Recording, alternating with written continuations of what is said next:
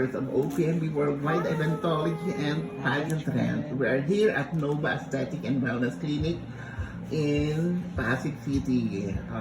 And we have here, of course, Our Miss World. our Asia. Miss World Asia. and Top 8 finisher, Miss Krishna Marie Gravidas. Hi, Krishna. Hello po, nice to see you here. I hope you're having a good day. Okay.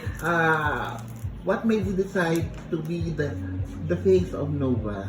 Actually, when I was informed that they're interested in getting me as their newest ambassador, it's actually kind of overwhelming because, of course, a brand trusting you is, it shows that they believe in you and your potential. And I've talked to Doxen and Zach. They're very, very nice people, and also they're my friends. So there's nothing more fulfilling and more, I'm happier than, working with the people that you trust. And I've also seen and experienced firsthand their treatments before we officially signed the contract. So I am pretty confident with what we have here in Nova Aesthetics. So I hope that our relationship and this collaboration and partnership will prosper to bigger, and I hope that I can transcend that to our audiences. Okay, so far, how does it work regarding their treatments here compared to your previous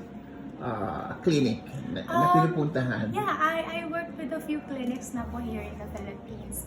But when I experienced here in Nova Aesthetics, because in my line of work, I have to do treatments na walang downtime. And Wow. here when I experienced, of course, their facial and other treatments, wala talagang downtime. So I can just go here and then after a few minutes, I can go to my event, something like that. So I feel like this is a brand that really suits me as a beauty queen. Kaya sobrang happy ako that I am with Nova. Okay.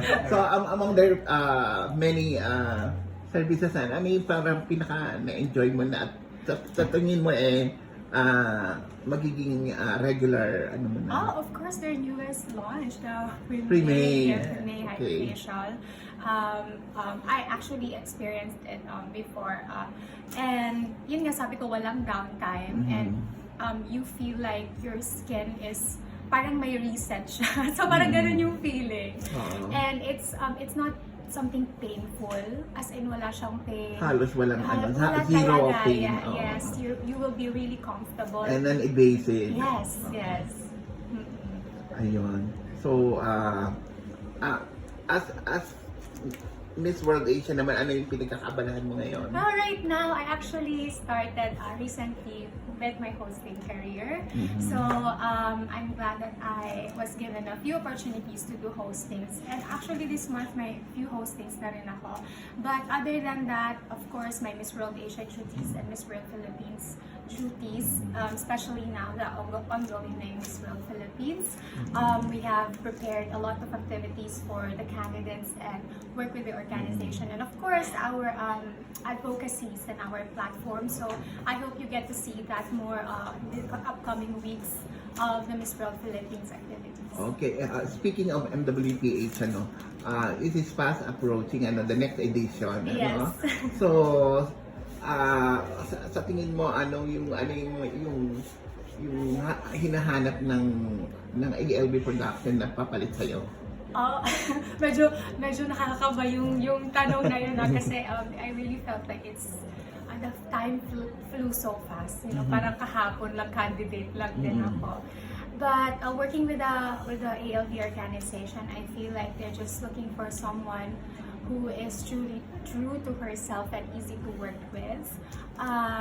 And I hope that the candidates will bring their best into the competition.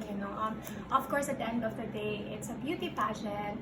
You have to be presentable as always, but at the end of the day, it is your heart who will carry you as a person. And I feel like that is the key factor that the ALB organization is looking for. So to all the candidates and aspiring Miss World Philippines candidates, just do your best, and I hope that the world will give you what's your desire.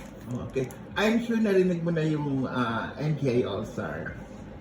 Di ba? Yes, Oo, yes, okay. nakita Oo. ko Kasi nga. nababasa namin isa ka sa nasa shortlist. Ay, grabe.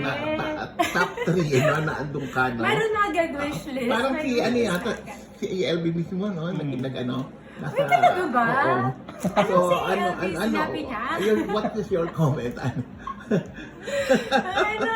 I don't know what to say, pero I saw nga the MGI All-Stars and I feel like it's an exciting competition, you know, because you get to see the former queens who competed and, you know, parang makikita mo talaga na it's an all-star edition. Yeah.